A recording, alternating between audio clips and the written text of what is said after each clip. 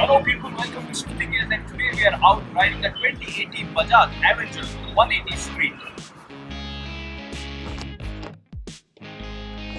It started its journey as an Eliminator 180 and the Avenger series is now back with a 180cc engine.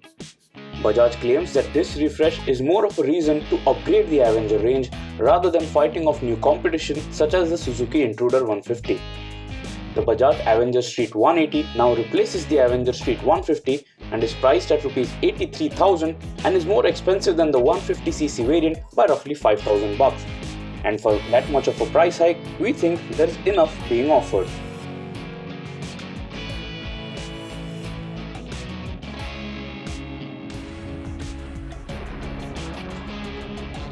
In terms of styling, this is a typical Avenger. With design roots dating nearly 2 decades back, the Avenger 180 Street comes with the latest features to stay relevant as per 2018 standards. The new Avenger 180 Street, compared to the 150cc, comes with a new skull-shaped headlamp with LED DRLs. Here, the LED DRLs function as the AHO, but the actual headlamp is switchable, unlike other products being launched of late. Also, the instrument console is an analog unit but with a small digital display. Rest, everything remains similar to the Avenger Street series. The elder sibling though, the Avenger Street 220, comes with a few extra features over the Avenger 180 Street.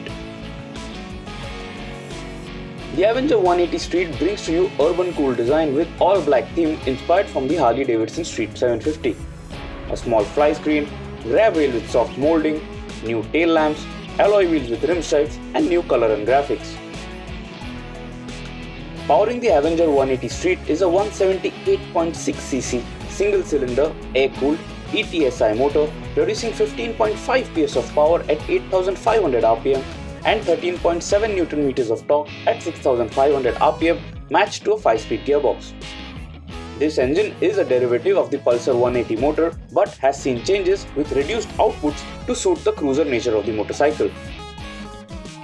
Coincidentally, the peak power and torque outputs come at the same RPM but is more flattered in terms of use.